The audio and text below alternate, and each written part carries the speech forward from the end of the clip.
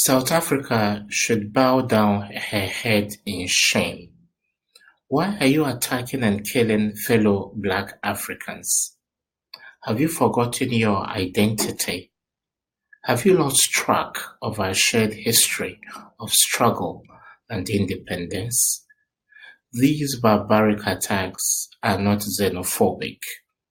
They are hate crimes against fellow Blacks.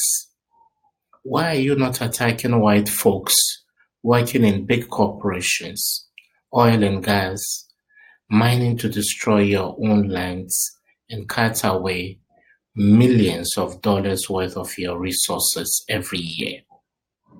Why attack and kill a Nigerian who operates a shop that probably makes only a few $1,000s every year? Is the blood of a fellow Black man cheaper than that of a white man, so you can spill it at will? This wasn't the South Africa Nelson Mandela fought for. This South Africa should be ashamed of herself.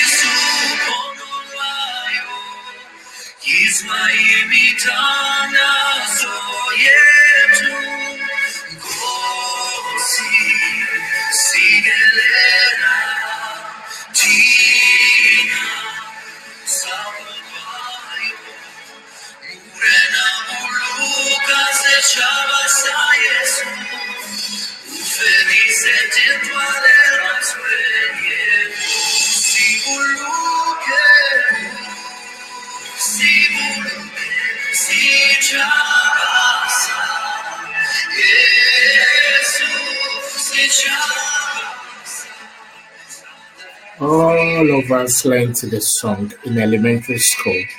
I'm in the Republic of Ghana. I have no relationship with South Africa, but as an African, I have a shared history and a shared identity with my brothers and sisters in South Africa.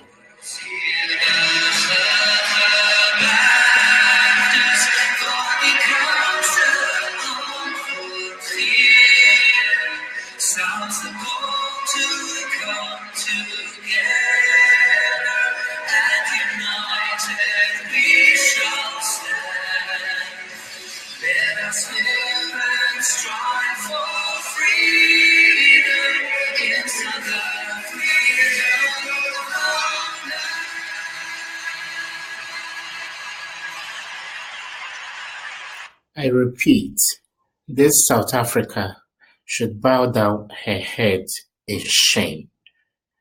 How the African family helped end apartheid.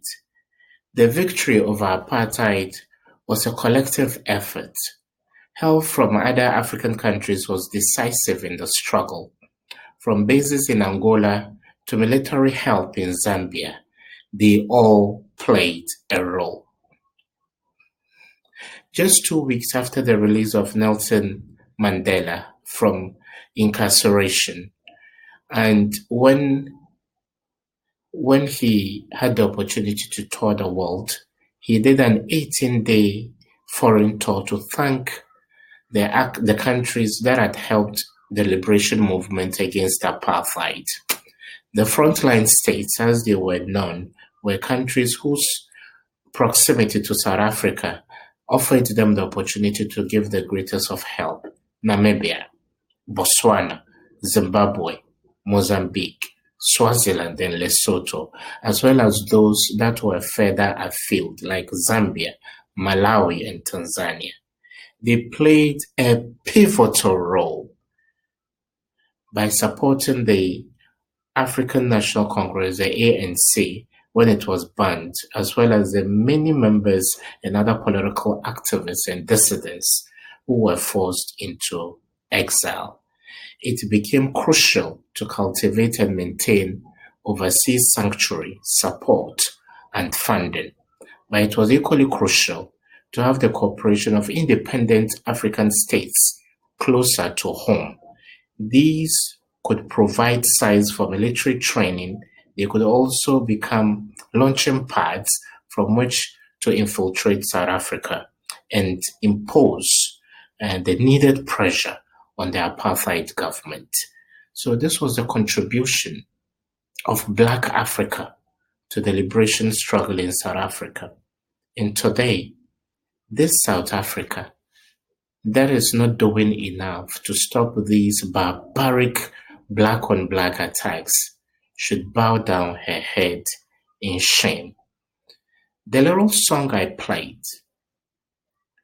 ask most people on this continent, when we're even less than 10, we were taught to sing the South African song in solidarity with our brethren in South Africa.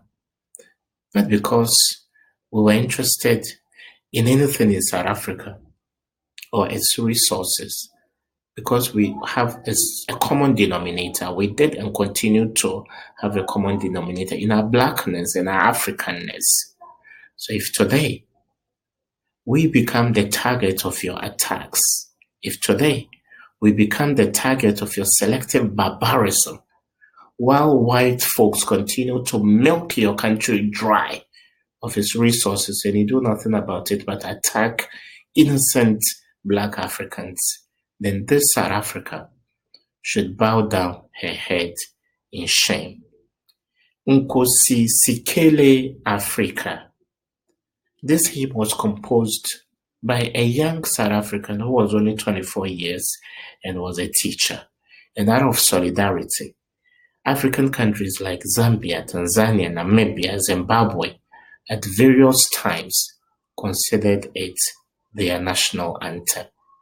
What more could we have done as fellow Black Africans to help South Africa? And today, unfortunately, we have become the target of South African barbaric xenophobic attacks. And I think the onus lies upon the government to execute anybody who executes a Nigerian, punish anybody who punishes a fellow Black person who is working in South Africa. If the punitive measure is harsh enough, then it will deter others from carrying out this heinous act. If not, a few years down the line, we'll be seated at the same tables discussing another wave of xenophobic attacks. So this South Africa should bow down her head in shame. I ask again, why are you attacking and killing fellow Black Africans? Youth that have traveled to solidarize with you and seek greener pastures. Have you forgotten your identity? Have you lost track of our shared history? These barbaric attacks, in my assessment, are not xenophobic. They are hate crimes against fellow Blacks. Why are you not attacking white folks that are working in big corporations, in the oil and gas industry, in the mining sector, plundering and pillaging your resources and destroying your farmlands, and cutting away millions of dollars in your resources annually? Why attack a Nigerian shop that makes very little every year? Is the blood of a fellow Black so cheap enough? It is the easiest thing to spill. This South Africa should indeed bow down her head in shame.